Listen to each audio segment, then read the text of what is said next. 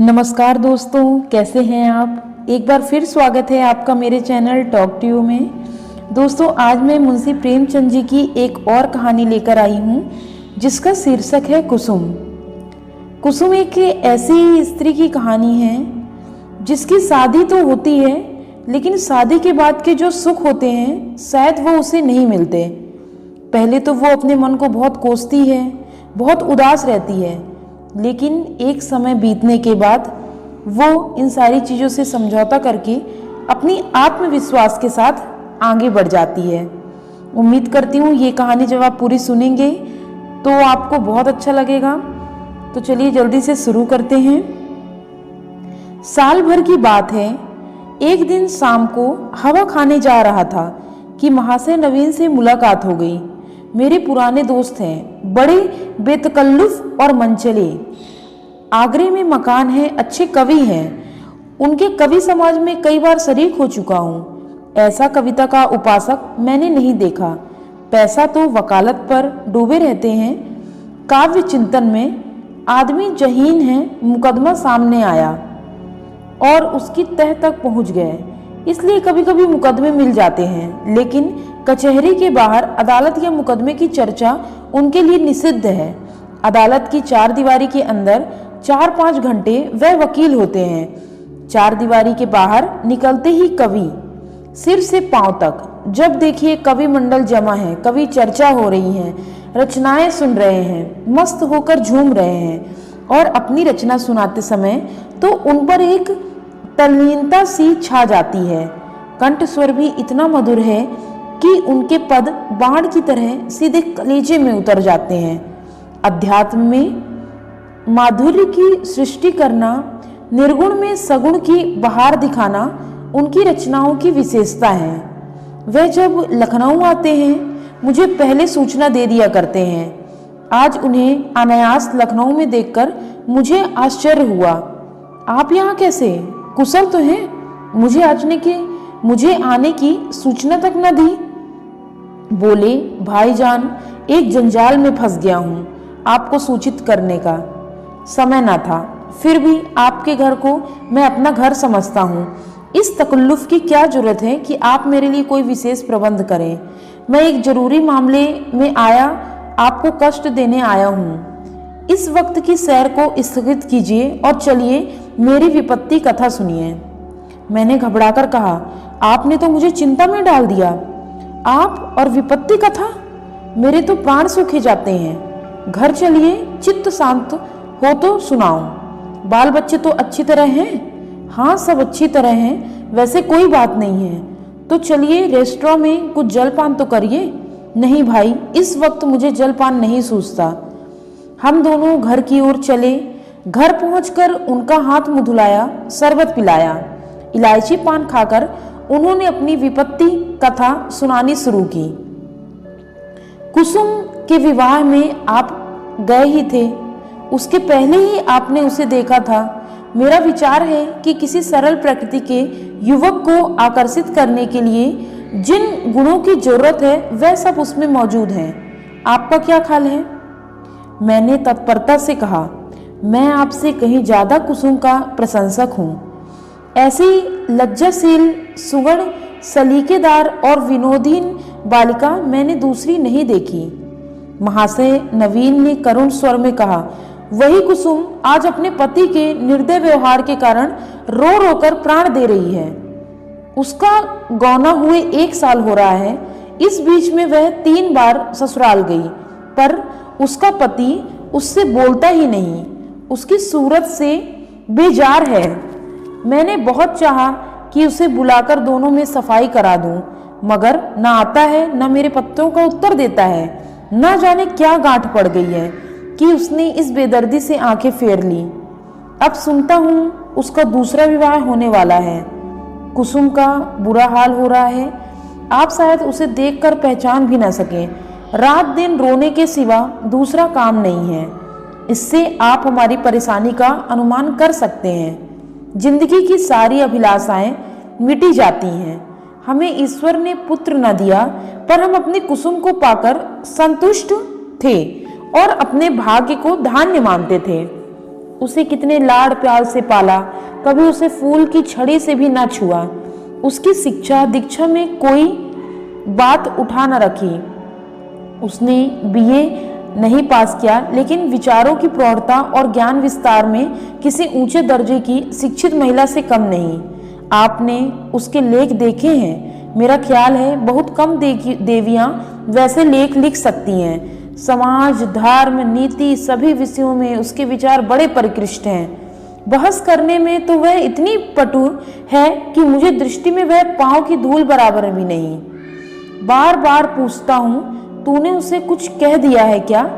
क्या बात है? आखिर वह क्यों तुझसे इतना उदासीन है? इसके जवाब में रोकर यही करती है, मुझसे तो उन्होंने कोई भी बातचीत ही नहीं की। मेरा विचार है कि पहले ही दिन दोनों में कुछ मनमुटाव हो गया। वह कुसुम के पास आया होगा और उसने कुछ पूछा होगा। उसने मारे शर्म के जवाब ना दिया होगा। संभव है उससे 2-4 बातें और भी की हों। कुसुम ने सिर न उठाया होगा। आप जानते हैं कि कितनी शर्मीली है। बस पतिदेव रूठ गए होंगे। मैं तो कल्पना ही नहीं कर सकता कि कुसुम जैसी बालिका से कोई पुरुष उदासीन रह सकता है। लेकिन दुर्भाग्य को कोई क्या करे। दुखिया ने पति के नाम कई पत्र लिखे, उस पर निर्दयी ने एक का भी जवाब न दिया। सारी चिट्ठियां लौटा दी। मेरी समझ में नहीं आता कि उस पाषाण हृदय को कैसे पिघलाऊं। मैं अब खुद तो उसे कुछ लिख नहीं सकता। आप ही कुसुम के प्राण की रक्षा करें, नहीं तो शीघ्र ही उसके जीवन का अंत हो जाएगा और उसके साथ हम दोनों प्राणी भी सिधार जाएंगे। उसकी व्यथा अब नहीं देखी जाती। नवीन जी की आंखें सजल हो गईं। मुझे भी अत्यंत क्षोभ हुआ। उन्हें तसल्ली देता हुआ बोला, आप इतने दिनों इस चिंता में पड़े रहे, मुझसे पहले ही क्यों ना कहा? मैं आज ही मुरादाबाद जाऊंगा और उस लौंडे की इस बुरी तरह खबर लूंगा कि वह भी याद करेगा। बच्चा को जबरदस्ती घसीट कर लाऊंगा और कुसुम के पैरों पर गिरा दूंगा। नवीन जी मेरे आत्मविश्वास पर मुस्कुरा कर बोले, आप उससे क्या कहेंगे? यह ना पूछिए। वशीकरण के जितने मंत्र हैं उन सभी की परीक्षा करूंगा तो आप कदापि सफल न होंगे। वह इतना शीलवान, इतना विनम्र, इतना प्रसन्न मुख है, इतना मधुर भाषी कि आप वहां से उसके भक्त होकर लौटेंगे। वह नित्य आपके सामने हाथ बांधे खड़ा रहेगा। आपकी सारी कठोरता शांत हो जाएगी। आपके लिए तो एक ही साधन है, आपके कलम में जादू है। आपने कितने ही युवकों को सन्य मार्ग पर लगाया है, हृदय में सोई हुई मानवता को जगाया। आपका कर्तव्य है। मैं चाहता हूँ आप कुसुम की ओर से ऐसा करुणाजनक, ऐसा दिल हिला देने वाला पत्र लिखें कि वह लज्जित हो जाए और उसकी प्रेम भावना सचेत हो उठे। मैं जीवन पर्यंत आपका आभारी रहूंगा। नवीन जी कवि ही तो ठहरे। इस तजबीज में वास्तविकता की अपेक्षा कवित्व की प्रधानता थी। आप मेरे कई गल्पों को पढ़कर रो पड़े हैं। इससे आपको विश्वास हो गया है कि मैं चतुर सपेरे की भांति जिस दिल को चाहूं नचा सकता हूं।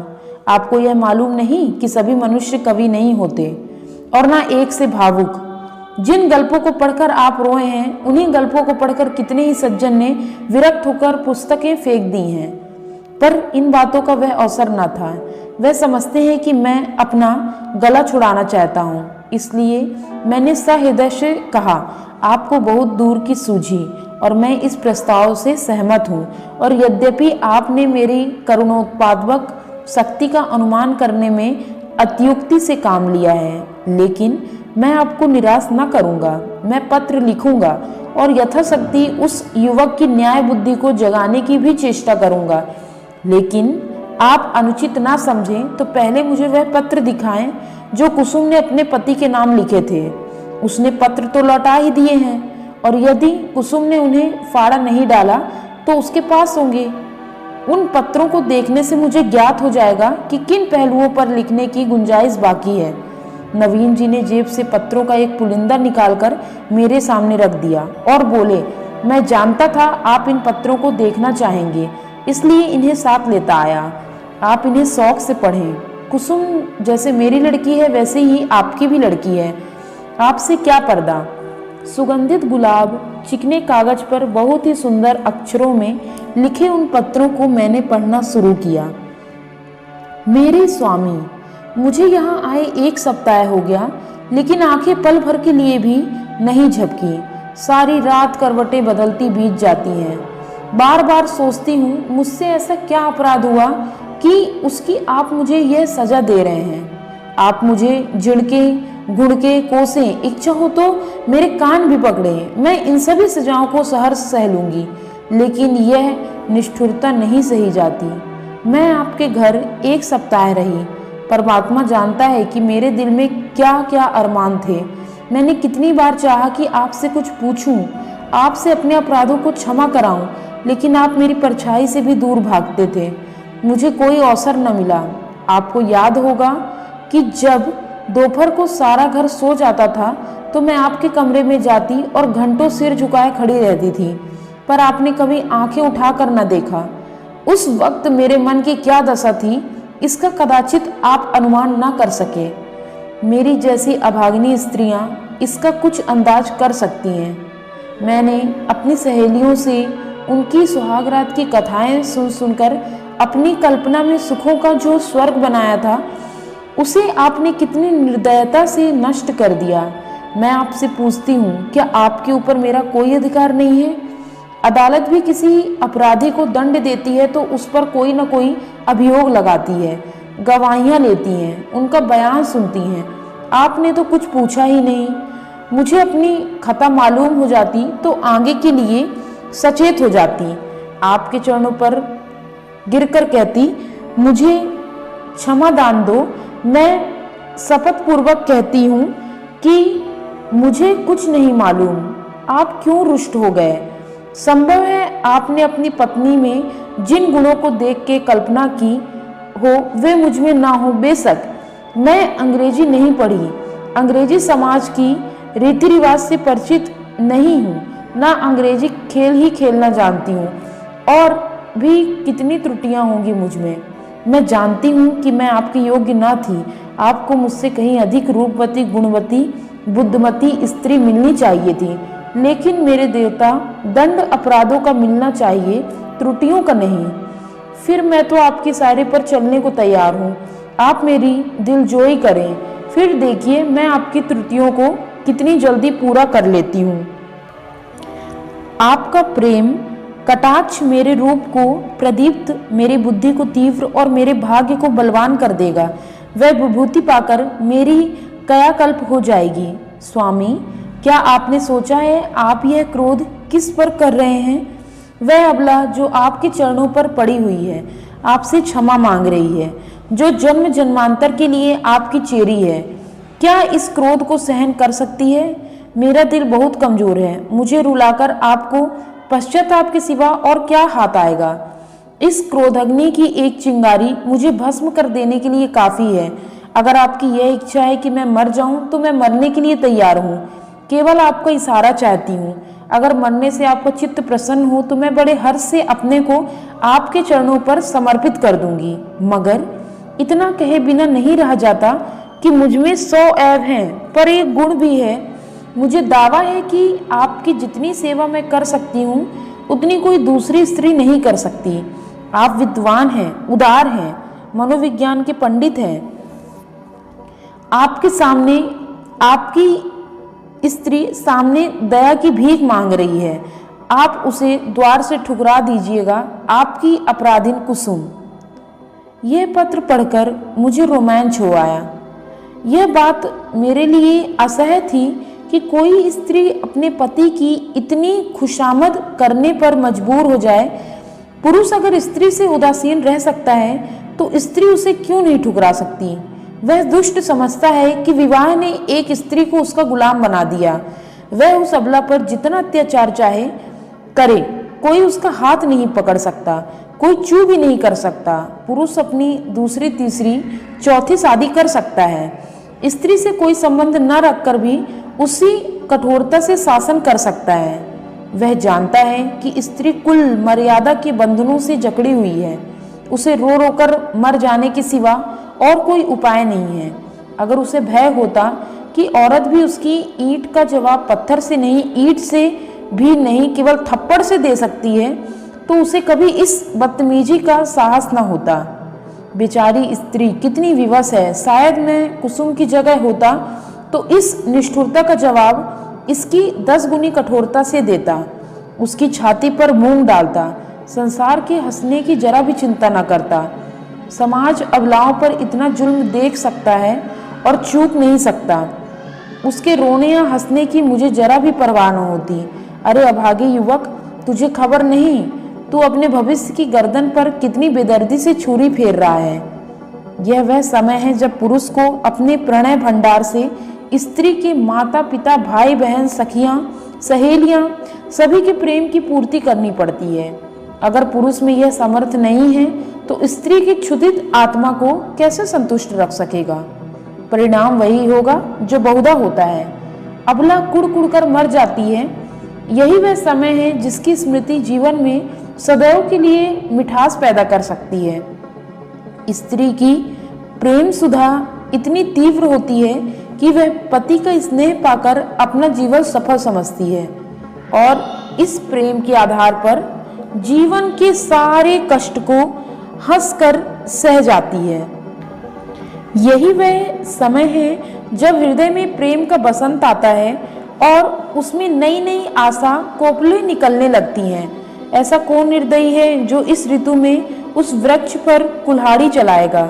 यही वह समय है जब शिकारी किसी पक्षी को उसके बसेरे से ले जाकर पिंजरे में बंद कर देता है। क्या वह उसकी गर्दन पर छुरी चलाकर उसका मधुर गान सुनने की आशा रखता है? मैंने दूसरा पत्र पढ़ना शुरू किया। मेरे जीवन धान 2 सप्ताह जवाब की प्रतीक्षा करने के बाद आज फिर यही उलाहना देने बैठी हूँ। जब मैंने वह पत्र लिखा था तो मेरा मन गवाही दे रहा था कि उसका उत्तर जरूर आएगा। आशा के विरुद्ध आशा लगाए हुए थी। मेरा मन अब भी इसे स्वीकार नहीं करता कि जानबूझकर उसका उत्तर नहीं दिया। कदाचित आपको अवकाश नहीं मिला या ईश्वर न करे कहीं आप अस्वस्थ तो नहीं हो गए। किससे पूछूं? इस विचार से ही मेरा हृदय कांप रहा है। मेरी ईश्वर से यही प्रार्थना है कि आप प्रसन्न और स्वस्थ हों। पत्र मुझे न लिखे ना सही, रोकर चुप ही तो हो जाऊंगी। आपको ईश्वर का वास्ता, अगर आपको किसी प्रकार का कष्ट हो तो मुझे तुरंत पत्र लिखिए। मैं किसी को साथ लेकर आ जाऊंगी। मर्यादा और परिपाटी के बंधनों से मेरा जी घबराता है। ऐसी दशा में भी यदि आप मुझे अपनी सेवा से वंचित रखते हैं तो आप मुझसे मेरा वह अधिकार छीन रहे हैं जो मेरे जीवन की सबसे मूल्यवान वस्तु है। मैं आपसे और कुछ नहीं मांगती। आप मुझे वह मोटे से मोटा खिलाइए, मोटे से मोटा पहनाइए, मुझे जरा भी शिकायत न होगी। मैं आपके साथ घोर से घोर विपत्ति में भी प्रसन्न रहूंगी। मुझे आभूषण की लालसा नहीं, महल में रहने की लालसा नहीं, सैर तमाशे की लालसा नहीं, धान बटोरने की लालसा नहीं। मेरे जीवन का उद्देश्य केवल आपकी सेवा करना है। यही उसका ध्येय है। मेरे लिए दुनिया में कोई देवता नहीं, कोई गुरु नहीं, कोई हकीम नहीं। मेरे देवता आप हैं, मेरे राजा आप हैं। मुझे अपने चरणों से ना हटाइए, मुझे ठुकराइए नहीं। मैं सेवा और प्रेम के फूल लिए कर्तव्य और व्रत की भेंट अंचल में सजाए आपकी सेवा में आई हूँ। मुझे इस भेंट को, इन फूलों को अपने चरणों पे रखने दीजिए। उपासक का काम तो पूजा करना है। देवता उसकी पूजा स्वीकार करता है या नहीं, यह सोचना उसका धर्म नहीं है। मेरे सिरताज, शायद आपको पता नहीं आजकल मेरी क्या दशा है। यदि मालूम होता तो आप इस निष्ठुरता का व्यवहार ना करते। आप पुरुष हैं, आपके हृदय में दया है, सहानुभूति है, उदारता है। मैं विश्वास नहीं कर सकती कि आप मुझ जैसी नाचीज पर क्रोध कर सकते हैं। मैं आपकी दया के योग्य हूँ। कितनी दुर्बल हूँ, कितनी अपंग, कितनी बेजबान। आप सूर्य हैं, मैं अणु हूँ। आप अग्नि हैं, मैं तृण हूँ। आप राजा हैं, मैं भिखारिन हूँ। क्रोध तो बराबर वालों पर करना चाहिए। मैं भला आपके क्रोध का आघात कैसे सह सकती हूँ? अगर आप समझते कि मैं आपकी सेवा के योग्य नहीं हूँ तो मुझे अपने हाथों से विष का प्याला दे दीजिए।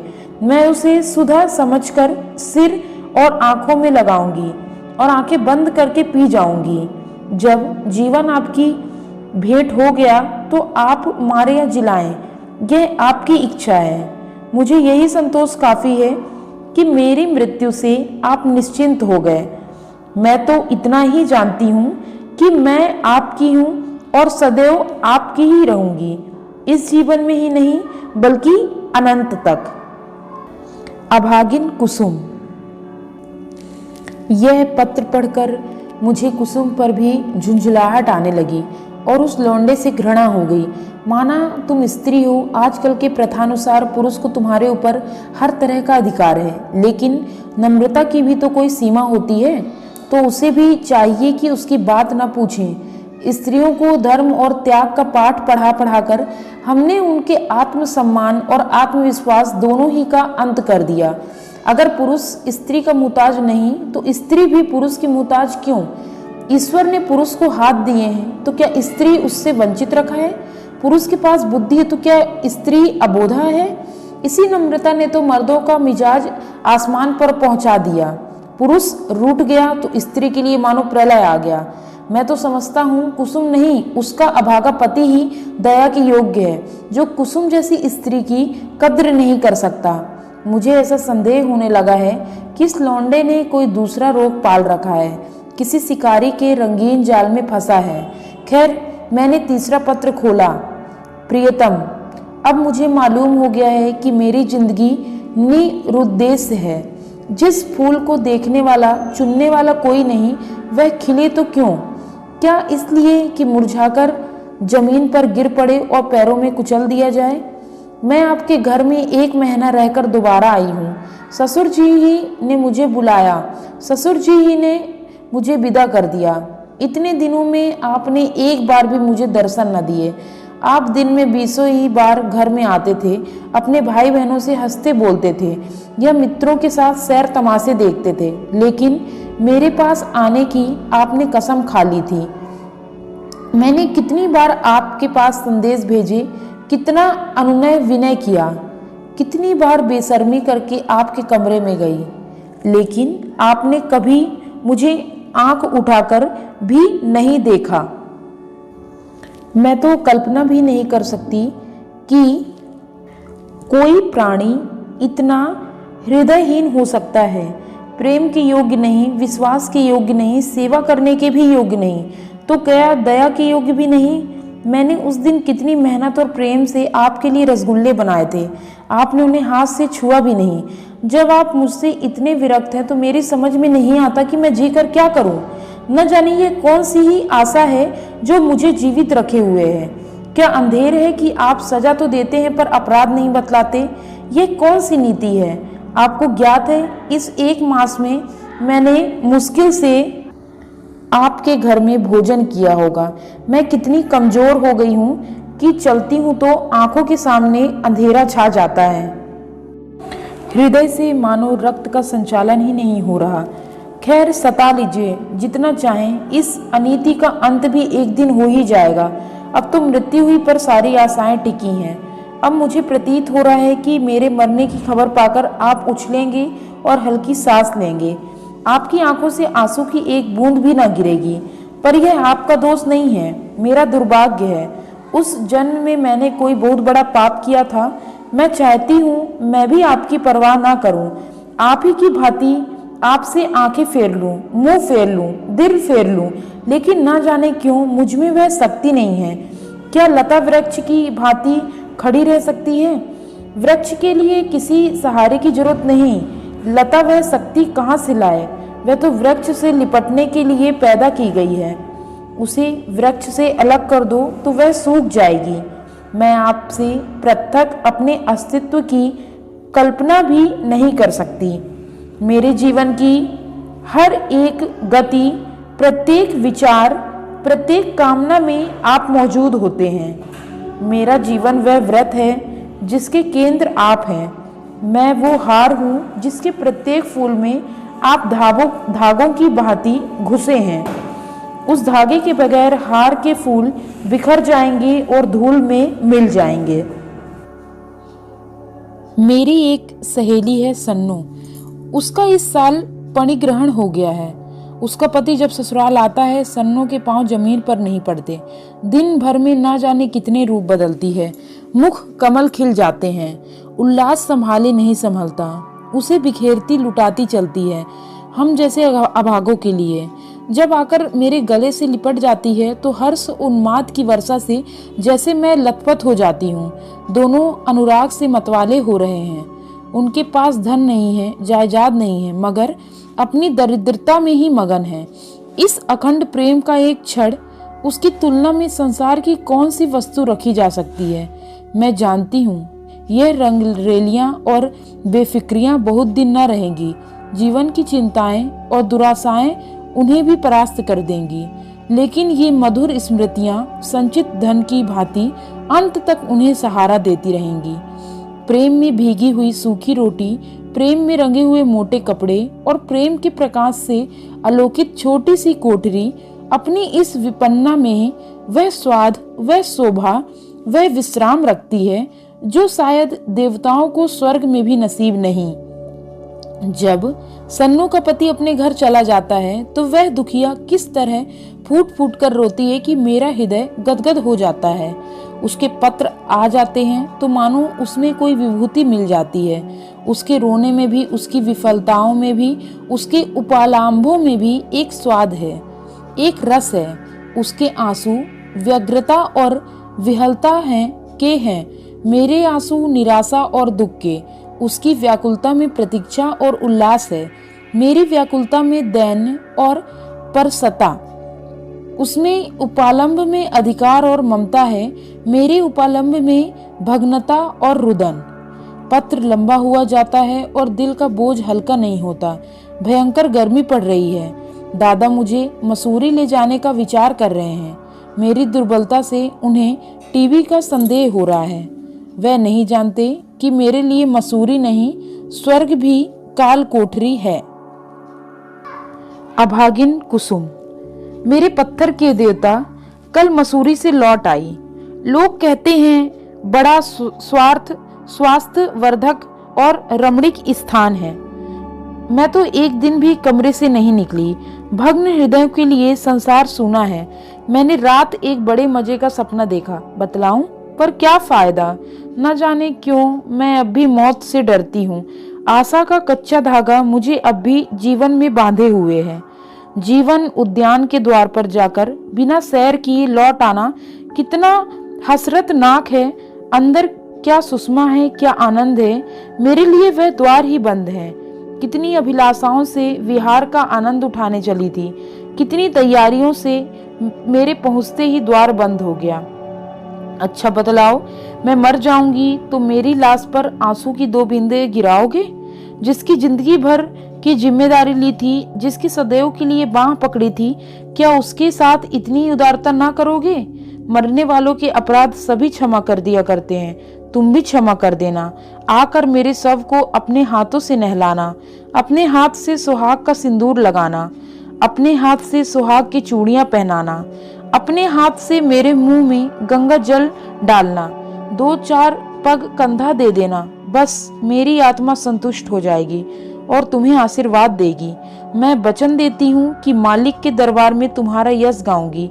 क्या यह भी महंगा सौदा है? इतने से शिष्टाचार से तुम अपनी सारी जिम्मेदारियों से मुक्त हो जाते हो।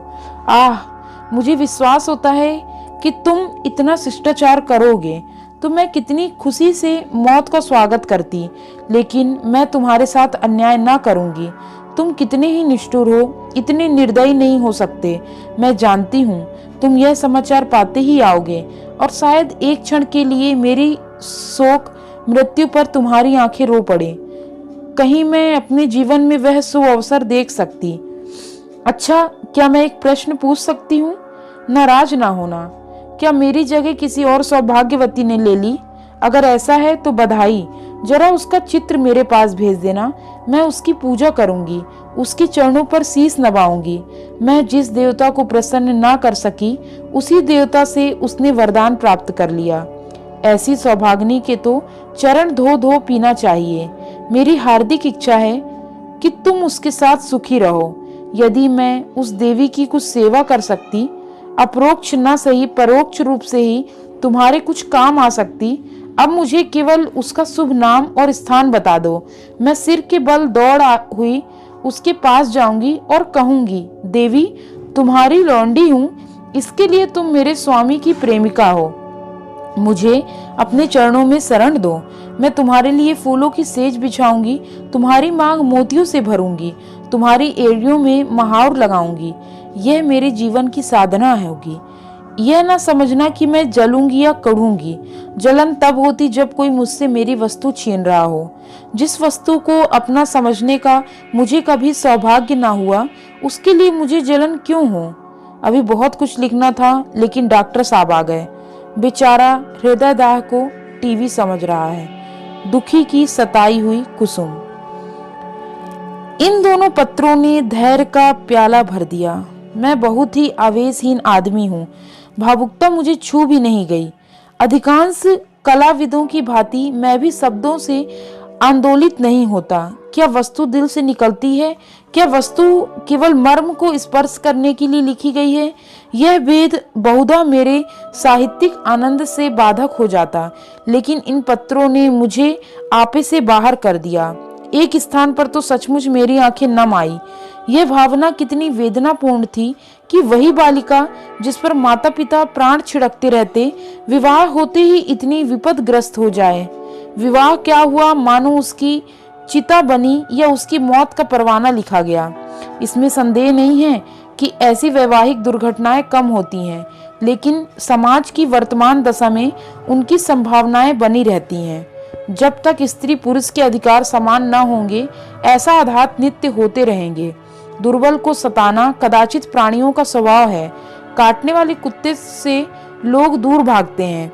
सीधे कुत्ते पर बाल वृद्ध विनोद के लिए पत्थर फेंकते हैं। तुम्हारे दो नौकर एक ही श्रेणी के हों, उनमें कभी झगड़ा ना होगा, लेकिन आज उनमें से एक को अफसर और दूसरे को उसका मातहत बना दो। फिर देखो अफसर साहब अपने मातहत पर कितना रोब जमाते हैं। सुखमय दाम्पत्य की नींव अधिकार साम्य ही पर रखी जा सकती है। इस वैषम्य में प्रेम का निवास हो सकता है। मुझे तो इसमें संदेह है। हम आज भी जिसे स्त्री पुरुषों में प्रेम कहते हैं, वह वही प्रेम है जो स्वामी को अपने पशु से होता है। पशु सिर झुकाए काम किए चला जाए, स्वामी उसे भूसा और खली भी दे देगा और उसकी देह भी सहलाएगा, उसे आभूषण भी पहनाएगा। लेकिन जानवर ने जरा चाल धीमी की, जरा गर्दन टेढ़ी की, मालिक का चाबुक पीठ पर पड़ा। इसे प्रेम नहीं कहते। खैर, मैंने 5वां पत्र खोला। जैसा मुझे विश्वास था, आपने मेरे पिछले पत्र का उत्तर भी न दिया। इसका खुलासा हुआ अर्थ है कि आपने मुझे परित्याग करने का संकल्प कर लिया। जैसी आपकी इच्छा। पुरुष के लिए स्त्री पांव की जूती है, स्त्री के लिए तो पुरुष देवतुल्य है, बल्कि देवता से भी बढ़कर। विवेक का उदय होते ही वह पति की कल्पना करने लगती है।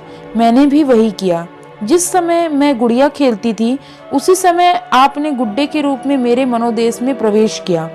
मैंने आपके चरणों को पखारा, माला, फूल और नैवेद्य से आपका सत्कार किया। कुछ दिन के बाद कहानियां सुनने और पढ़ने की चाट पड़ी।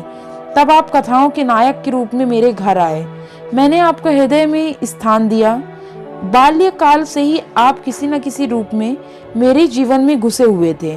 वे भावनाएं मेरे अंत स्थल की गहराइयों तक पहुंच गईं। मेरे अस्तित्व का एक एक अणु उन भावनाओं से गुथा हुआ था। उन्हें दिल से निकाल डालना सहज नहीं है। उसके साथ मेरे जीवन के परमाणु भी बिखर जाएंगे। लेकिन आपकी यही इच्छा है तो यही सही। मैं आपकी सेवा में सब कुछ करने को तैयार थी। अभाव और विपन्नता का तो कहना ही क्या, मैं तो अपने को मिटा भी देने को राजी थी। आपके सेवा में मिट जाना ही मेरे जीवन का उद्देश्य था। मैंने लज्जा और संकोच का परित्याग किया, आत्मसम्मान को पैरों से कुचला, लेकिन आप मुझे स्वीकार नहीं करना चाहते। मजबूर हूँ, आपका कोई दोष नहीं। अवश्य मुझसे ही कोई ऐसी बात हो गई होगी जिसने आपको इतना कठोर बना दिया। आप उसे जवान पर लाना भी उचित नहीं समझते। मैं इस निष्ठुरता के सिवा और हर एक सजा झेलने को तैयार थी। आपके हाथ से जहर का प्याला लेकर भी पीने में मुझे विलंब न होता, किंतु विधि की गति निराली है। मुझे पहले इस सत्य को स्वीकार करने में बाधा थी कि स्त्री पुरुष की दासी है। मैं उसे पुरुष की सहचरी अर्धांगिनी समझती थी, पर अब मेरी आंखें खुल गई हैं। मैंने कई दिनों हुए एक पुस्तक में पढ़ा था कि आदिकाल में स्त्री पुरुष की उसी तरह संपत्ति थी जैसा गाय बैल या खेत बाड़ी। पुरुष को अधिकार था स्त्री को बेचे, गिरो रखे या मार डाले। विवाह की प्रथा उस समय केवल यह थी कि वर पक्ष अपने सूर सामंतों को लेकर सशस्त्र आता था, कन्या को उड़ा ले जाता था। कन्या के साथ कन्या के घर में रुपया, पैसा, अनाज या पशु जो कुछ उसके हाथ लगता उसे भी उठा ले जाता। वह स्त्री को अपने घर ले जाकर उसके पैरों में बेड़ियां डालकर घर के अंदर बंद कर देता। उसके आत्मसम्मान के भाव को मिटाने के लिए यह उपदेश दिया जाता कि पुरुष ही उसका देवता है, सुहाग स्त्री की सबसे बड़ी विभूति है। आज कई हजार वर्षों के बीतने पर पुरुष के उस मनोभाव में कोई परिवर्तन नहीं हुआ। पुरानी सभी प्रथाएं कुछ विकृत या संस्कृत रूप में मौजूद हैं। आज मुझे मालूम हुआ कि उस लेखक ने स्त्री समाज की दशा का कितना सुंदर निरूपण किया था। अब आपसे मेरा सविनय अनुरोध है और यही अंतिम अनुरोध है कि आप मेरे पत्रों को लौटा दें। आपके दिए हुए गहने और कपड़े अब मेरे किसी काम के नहीं। इन्हें आपने अपने पास रखने का मुझे कोई अधिकार नहीं। आज जिस समय चाहें वापस मंगवा लें। मैं उन्हें एक पोटरी में बंद करके अलग रख दी हूँ। उसकी सूची भी वहीं रखी हुई है, मिला लीजिएगा। आज से आप मेरी जबान या कलम से कोई शिकायत न सुनेंगे। इस भ्रम को भूलकर भी दिल में स्थान न दीजिएगा कि मैं आपसे बेवफाई या विश्वासघात करूंगी। मैं इसी घर में कुड़ कुड़ कर मर जाऊंगी, पर आपकी ओर से मेरा मन कभी मैला ना होगा। मैं जिस जलवायु में पली हूँ उसका मूल तत्व है पति में श्रद्धा। ईर्ष्या या जलन भी उस भावना को मेरे दिल से नहीं निकाल सकती। मैं आपकी कुल मर्यादा की रक्षिका हूँ। उस अमानत में जीते जी खनायत ना करूंगी। अगर मेरे बस में होता तो मैं उसे भी वापस कर देती, लेकिन यहाँ मैं मजबूर हूँ और आप भी मजबूर हैं। मेरी ईश्वर से यही विनती है कि आप जहाँ रहे कुशल रहें। जीवन में मुझे सब कुछ कटु अनुभव से हुआ है। वह यही है कि नारी जीवन अधाम है, अपने लिए, अपने माता पिता के लिए, अपने पति के लिए। उसकी कदर न माता के घर में है न पति के घर में। मेरा घर शोकागार बना हुआ है। अम्मा रो रही है, दादा रो रहे हैं, कुटुंब के लोग रो रहे हैं। एक मेरी जात से लोगों को कितनी मानसिक वेदना हो रही है। कदाचित वे सोचते होंगे यह कन्या कुल में ना आती तो अच्छा होता, मगर सारी दुनिया एक तरफ हो जाए आपके ऊपर विजय नहीं पा सकती। आप मेरे प्रभु हैं। आपका फैसला अटल है। उसकी कहीं अपील नहीं, कहीं फरियाद नहीं। आज से यह कांड समाप्त हुआ। अब मैं और मेरा दलित भग्न हृदय, हसरत यही है कि आपकी कुछ सेवा न कर सकी। अभागिन कुसुम। मालूम नहीं मैं कितने देर तक मूक वेदना की दशा में बैठा रहा कि महाशय नवीन बोले, आपने इन पत्रों को पढ़कर क्या निश्चय किया? मैंने रोते हुए हृदय से कहा, अगर इन पत्रों ने उस नर पिशाच के दिल पर कोई असर न किया तो मेरा पत्र भला क्या असर करेगा? इससे अधिक करुणा और वेदना मेरी शक्ति के बाहर है। ऐसा कौन सा धार्मिक भाव है जिसे इन पत्रों में स्पर्श न किया गया हो? दया, लज्जा, तिरस्कार, न्याय, मेरे विचार में तो कुसुम ने कोई पहलू नहीं छोड़ा। मेरे लिए अब यही अंतिम उपाय है कि उस शैतान के सिर पर सवार हो जाऊं और उससे मुंह दर मुंह बातें करके इस समस्या की तह तक पहुंचने की चेष्टा करूं। अगर उसने मुझे कोई संतोषप्रद उत्तर न दिया तो मैं उसका और अपना खून एक एक करके कर दूंगा। या तो मुझे फांसी होगी या वही काले पानी जाएगा। कुसुम ने जिस धैर्य और साहस से काम लिया वह सराहनीय है। आप उसे संतावना दीजिएगा। मैं आज रात की गाड़ी से मुरादाबाद जाऊंगा और परसों तक जैसी कुछ परिस्थिति होगी उसकी आपको सूचना दूंगा। मुझे तो यह कोई चरित्रहीन और बुद्धिहीन युवक मालूम होता है। मैं उस बहक में जाने क्या क्या बकता रहा। इसके बाद हम दोनों भोजन करके स्टेशन चले। वह आगरा गए, मैं मुरादाबाद का रास्ता लिया। उनके प्राण अब भी सूखे जाते थे कि क्रोध के आवेश में कोई पागलपन न कर बैठूं। मेरे बहुत समझाने पर उनका चित्त शांत हुआ। मैं प्रातःकाल मुरादाबाद पहुंचा और जांच शुरू करी। इस युवक के चरित्र के विषय में मुझे जो संदेह था वो गलत निकला। मोहल्ले में, कॉलेज में, उसके इष्ट मित्रों में सभी उसके प्रशंसक थे। अंधेरा और गहरा होता गया। संध्या समय में मैं उसके घर जा पहुंचा। जिस निष्कपट भाव से वह दौड़कर मेरे पैरों पर झुका, वह मैं नहीं भूल सकता। ऐसा वाक्चुर, ऐसा सुशील, विनीत युवक मैं नहीं देखा। बाहर और भीतर में इतना आकाश पाताल का अंतर मैं कैसे कभी नहीं देखा था। मैंने कुशल क्षेम और शिष्टाचार के 2-4 वाक्यों के बाद पूछा, तुमसे मिलकर चित्त प्रसन्न हुआ, लेकिन आखिर कुसुम ने क्या अपराध किया जिसका तुम इतने कठोर दंड दे रहे हो? उसने तुम्हारे पास कई पत्र लिखे, तुमने एक का भी उत्तर न दिया। वह 2-3 बार यहाँ भी आई, पर तुम उससे बोले तक नहीं। क्या उस निर्दोष बालिका के साथ तुम्हारा यह अन्याय नहीं? युवक ने लज्जित भाव से कहा, बहुत अच्छा होता कि आपने इस प्रश्न को ना उठाया होता। उसका जवाब देना मेरे लिए बहुत मुश्किल है। मैंने तो इसे आप लोगों के अनुमान पर छोड़ दिया था, लेकिन इस गलतफहमी को दूर करने के लिए मुझे विवश होकर कहना पड़ेगा। यह कहते कहते वह चुप हो गया। बिजली की बत्ती पर भांति भांति के कीट पतंगे जमा हो गए। कई झिंगुर उछल उछल मुंह पर जाते और जैसे मनुष्य पर अपनी विजय का परिचय देकर उड़ जाते। एक बड़ा सा अंकफोड़ भी मेज पर बैठा था, शायद जस्त मारने के लिए अपनी देह तौल रहा था। युवक ने पंखा लाकर मेज पर रखा, जिसने विजयी कीट पतंगों को दिखा दिया कि मनुष्य इतना निर्बल नहीं है जितना वे समझ रहे थे। एक क्षण में मैदान साफ हो गया और हमारी बातों में दखल देने वाला कोई न रहा।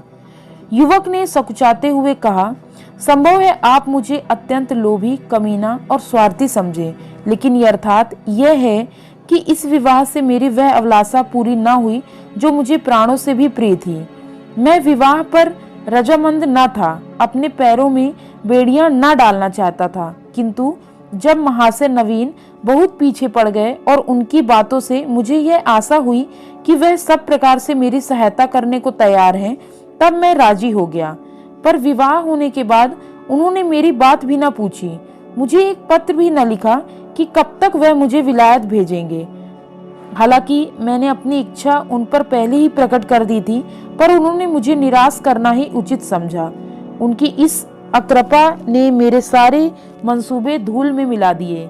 मेरे लिए अब इसके सिवा और क्या रह गया कि LLB पास कर लूं और कचहरी में जूती फटफटाता करूं। मैंने पूछा, तो आखिर तुम नवीन जी से चाहते हो? लेन देन में तो उन्होंने शिकायत का कोई अवसर नहीं दिया। तुम्हें विलायत भेजने का खर्च तो शायद उनके काबू में से बाहर हो। युवक ने सर झुकाकर कहा, तो यह उन्हें पहले ही मुझसे कह देना चाहिए था, फिर मैं विवाह ही क्यों करता। उन्होंने चाहे कितने ही खर्च कर डाले हों, पर इससे मेरा क्या उपकार हुआ। दोनों तरफ से 10-12 हजार खाक में मिल गए और उसके साथ मेरी अभिलाषाएं खाक में मिल गई। पिताजी पर तो कई हजार का ऋण हो गया है, वह मुझे इंग्लैंड नहीं भेज सकते। क्या पूज्य नवीन जी चाहते तो मुझे इंग्लैंड ना भेज देते? उनके लिए 10-5 हजार की कोई हकीकत नहीं। मैं सन्नाटे में आ गया। मेरे मुंह में अनायास निकल आया, छी, वाह रे दुनिया और वाह रे हिंदू समाज, तेरे यहाँ ऐसे ऐसे स्वार्थ के दास पड़े हुए हैं जो एक अबला का जीवन संकट में डालकर उसके पिता पर ऐसे अत्याचारपूर्ण दबाव डालकर ऊंचा पद प्राप्त करना चाहते हैं। विद्या अर्जन के लिए विदेश जाना बुरा नहीं, ईश्वर सामर्थ्य दे तो शौक से जाओ, किंतु पत्नी का परित्याग करके ससुर पर इसका भार रखकर निर्जलता की पराकाष्ठा है। तारीफ की बात तो तब थी कि जब तुम अपने पुरुषार्थ से जाते। इस तरह किसी की गर्दन पर सवार होकर अपना आत्मसम्मान बेचकर गए तो क्या गए। इस पमार के दृष्टि से में कुसुम का कोई मूल्य भी नहीं है, वह केवल उसकी स्वार्थ सिद्धि का साधन मात्र है। ऐसे नीच प्रकृति के आदमी से कुछ तर्क करना व्यर्थ है। परिस्थिति ने हमारी चुटियां उसके हाथ में रखी थी और हमें उसके चरणों पर सिर झुकाने के सिवाय कोई उपाय न था। दूसरी गाड़ी से मैं आगरे जा पहुंचा और नवीन जी से यह वृत्तांत कहा। उन बेचारे को क्या मालूम था कि यहाँ सारी जिम्मेदारी उन्हीं के सिर डाल दी गई। यद्यपि इस मंदी ने उनकी वकालत भी ठंडी कर रखी है और वह 10-5 हजार का खर्च सुगमता से नहीं उठा सकते, लेकिन इस युवक ने उनसे इसका संकेत भी किया होता तो वह अवश्य कोई ना कोई उपाय करते। कुसुम के सिवा दूसरा उनका कौन बैठा है? उन बेचारों को तो इस बात का ज्ञान ही ना था। अतएव मैंने यूं ही उनसे यह समाचार कहा तो वह बोल उठे, छी, इस जरा सी बात को इस भले आदमी ने इतना तूल दे दिया। आप आज ही उसे लिख दें कि वह जिस वक्त जहां पढ़ने के लिए जाना चाहे शौक से जा सकता है। मैं उसका सारा भार स्वीकार करता हूँ। साल भर तक निर्दयी ने कुसुम को रुला रुला कर मार डाला। घर में इसकी चर्चा हुई। कुसुम ने भी माँ से सुना।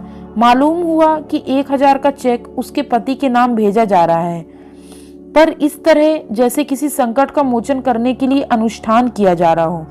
कुसुम ने भ्रुकुटी सिकोड़ कर कहा, अम्मा, दादा से कह दो कहीं रुपए भेजने की जरूरत नहीं। माता ने विस्मित होकर बालिका की ओर देखा। कैसे रुपए?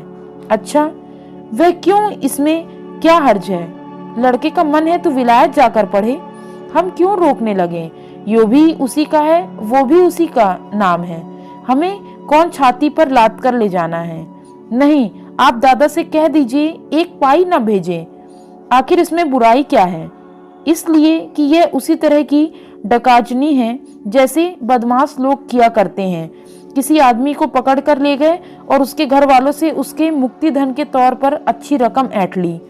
माता ने तिरस्कार आंखों से देखा। कैसी बातें करती हो बेटी, इतने दिनों के बाद तो जाके देवता सीधे हुए हैं और तुम उन्हें फिर चिढ़ाए देती हो। कुसुम ने झल्लार कर कहा, ऐसे देवता का रूठे रहना ही अच्छा। जो आदमी इतना स्वार्थी, इतना दम्भी, इतना नीच है, उसके साथ मेरा निर्वाह ना होगा। मैं कह देती हूँ, वहां रुपए गए तो मैं जहर खा लूंगी। इसे दिल लगी ना समझना। मैं ऐसे आदमी का मुंह भी नहीं देखना चाहती। दादा से कह देना, और अगर तुम्हें डर लगता हो तो मैं खुद कह दूं। मैंने स्वतंत्र रहने का निश्चय कर लिया है। माँ ने देखा लड़की का मुखमंडल आरक्त हो उठा, मानो इस प्रश्न पर वह कुछ ना कहना चाहती है न सुनना। दूसरे दिन नवीन जी ने यह हाल मुझसे कहा तो मैं एक आत्मविस्मृत की दशा से दौड़ा हुआ गया और कुसुम को गले लगा लिया। मैं नारियों में ऐसा ही आत्मविश्वास देखना चाहता हूँ।